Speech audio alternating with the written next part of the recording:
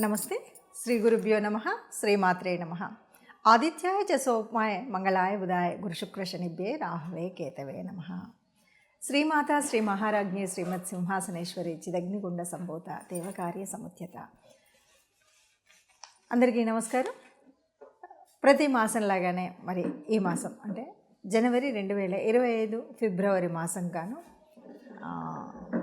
మాస ఫలితాలు ఎలా ఉన్నాయి, ఇందులో ఉద్యోగ, వ్యాపార, వివాహ, విద్య, సంతాన విషయాల్లో ఎవరు ఏ రకమైనటువంటి ఇబ్బందులు ఉన్నాయి, యోగించే గ్రహాలు ఏంటి, యోగించినవి ఏమి అనేటువంటివి తెలుసుకోవడం కోసం చేస్తున్నటువంటి ప్రయత్నంలో ఈ వీడియోలో ఇందులో ఫిబ్రవరి మాసం 2025లో మనకి మొదటి పక్షం గ్రహస్థితి ఎలా ఉంది, ఫిబ్రవరిలో మనకు కనిపించేటువంటి గ్రహస్థితి ఎలా ఉంది అంటే వృషభ రాశిలో గురువు యథాతథం, అలాగే మనకి మిథునంలో కుజుడున్నాడు, కేతువు కన్యలో, అలాగే రాహువు మీనంలో కనిపిస్తారు. ఇక మరి కుంభంలో మనకి అంటే మకరంలో రవి బుధుడు ఉన్నారు. వీరిద్దరూ చివరిలో అంటే ఈ పక్షం యొక్క చివరిలో 12వ తారీఖు బుధుడు మారుతూ ఉన్నాడు, 13వ తారీఖు మరి రవి మారుతూ ఉన్నాడు. ఇది కాకుండా శుక్రుడు మీనంలో ఉన్నాడు. ఇది గ్రహస్థితి. ఇక చంద్రుడు ఎలాగూ శనితో పాటు కలిసి కుంభంలో ఉన్నాడు. అక్కడే మనకు అంటే ఈ చిన్న స్థితి గతుల్లో పక్షంలో చివరిలో ఈ రెండు గ్రహాలు మారడం అనేటువంటిది కనిపిస్తుంది. 2025 ఫిబ్రవరి మాసం మొదటి పక్షానికి మన గ్రహస్థితి ఎలా ఉంటుందంటే కొన్ని మార్పులు, రవి బుధుడు మారడం వల్ల కొన్ని మార్పులు అనేటువంటివి మనకు కనిపిస్తూ ఉంటాయి. 2025 ఫిబ్రవరిలో కన్యా రాశి వారికి ఎలా ఉంది అని కనుక చూసినట్టయితే రాశిలోనే కేతువు ఉన్నాడు, అష్టమంలో రాహు. ఈ పరిస్థితి మనకు తెలుసు. అయినప్పటికీ ప్రభుత్వ ఉద్యోగాలకి చాలా అనుకూలమైనటువంటి స్థితి కనిపిస్తుంది.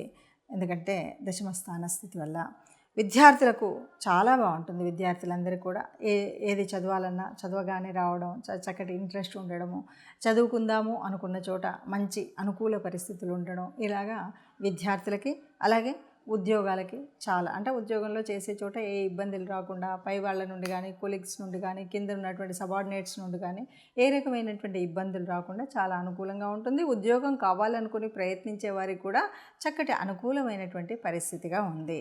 అలాగే అందరికీ మనం చేసే పని ఏది మాట్లాడినా కూడా అంటే మీరు మాట్లాడితే నిజం అనిపించింది లేదు అంటే మీరు మాట్లాడింది వేద ప్రమాణంగా ఉంది అంటుంటారు. అలాగా ఈ మాసంలో మీరు ఏది మాట్లాడినా, కన్యారాశి వాళ్ళు ఏది మాట్లాడినా కూడా వినే వాళ్ళందరూ కూడా మీకు ఒక విలువనిస్తారు, గౌరవం ఇస్తారు. మీరు చెప్పింది వాల్యుబుల్ పాయింట్ అని మీకు గుర్తింపు వస్తుంది.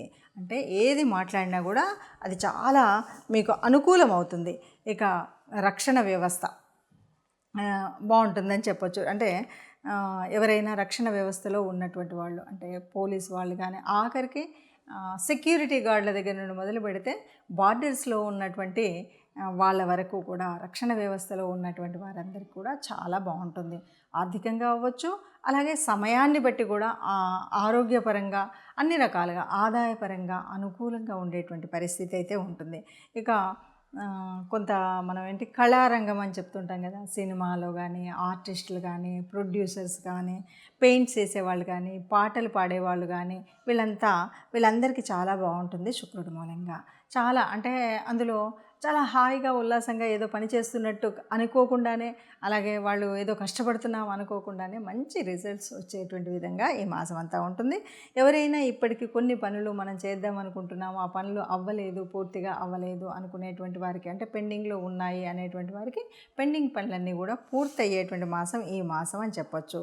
ఇక కొద్దిగా ఆరోగ్య విషయానికి కనుక వచ్చినట్టయితే ఆరోగ్యంలో కొంత ముఖ్యంగా ఉదర సంబంధమైనటువంటి విషయాల్లో కొద్దిగా ఇబ్బంది ఉంటుంది. అంటే కొద్దిగా డైజెస్టివ్ ప్రాబ్లమ్స్, అన్నం తిన్నది కొంచెం అరక్కపోవడం, ఇలాంటి వాళ్ళన్నీ కూడా కొద్దిగా ఇబ్బంది ఉంటాయి.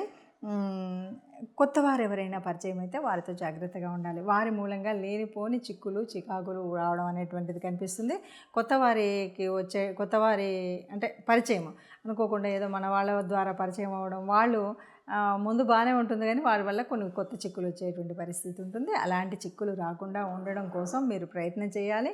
ఏవి చేసినా మన ప్రయత్నం ఎంత ఉన్నా మనం మానవ మాత్రులం కాబట్టి దానికి దేవుడి అనుగ్రహం ఉండాలి. కాబట్టి తప్పనిసరిగా ఇష్టదేవత ఆరాధన చేయడం, గోశాలకు వెళ్ళడం, గోగ్రాసం ఇవ్వడం అనేటువంటి వాటిని చూసుకున్నట్టయితే జాగ్రత్తగా ఆ విషయంలో కొద్దిగా మనం దానం ధర్మం అనేటువంటి వాటిలో ఉంటే ఈ మాసం అంతా కూడా హాయిగా ఉంటుంది. ఇప్పటి వరకు ఉన్నటువంటి గ్రహస్థితిని చూసాం కదా. ఎప్పుడూ కూడా గ్రహాలు మనకు అంటే కదులుతూనే ఉంటాయి. ఈ గ్రహాల మూలంగా గ్రహాల యొక్క కదలిక వల్ల కొన్నిసార్లు కొన్ని గ్రహాలు ఒకే చోట ఉండడం, గ్రహాల దృష్టి ఉండడం, అష్టమ శని, అర్ధాష్టమ శని, ఏళ్ళనాటి శని ఇలాంటి వాటివన్నీ ప్రభావాలు ఉండడం, వీటన్నింటితో పాటు మనం ఉన్నటువంటి రాశిని బట్టి యోగకారకమైనటువంటి గ్రహాలు, యోగించని గ్రహాలు ఇలా మనం అన్నీ చెప్పుకుంటూ వెళ్తూ ఉంటాం. దీని మూలంగా కొన్ని రకాలైనటువంటి ఇబ్బందులు, కష్టాలు, సుఖాలు, జీవితం అంటేనే కష్ట సుఖాలని చెప్తూ ఉంటాం. కానీ ఈ రాశిలో మీరు చెప్పారు ఇలాగే ఉండాలి అంటే మనం చెప్పేటువంటిది కాదు. వీటన్నిటికి కూడా మనకేంటంటే కర్మ సిద్ధాంతాన్ని నమ్మేటువంటి వాళ్ళం, పూర్వజన్మ సుకృతము ఉంటుంది. దీనివల్ల మనకేంటంటే మనం పుట్టినప్పుడే మన యొక్క జాతకంలో జన్మ కుండలిలో కొన్ని గ్రహాలు చక్కగా ఏ ఏ స్థానాల్లో ఉండాలో అక్కడ ఉంటాయి. అయితే ఇలా ఉన్నప్పటికీ కూడా మారుతున్నటువంటి ఈ గ్రహాల యొక్క స్థితిగతులను బట్టి కొన్ని మార్పులు జీవితంలో ఏ నెలకన్నా ఏ వారానికి ఆ వారం చూసుకుంటూ వస్తూ ఉంటాం.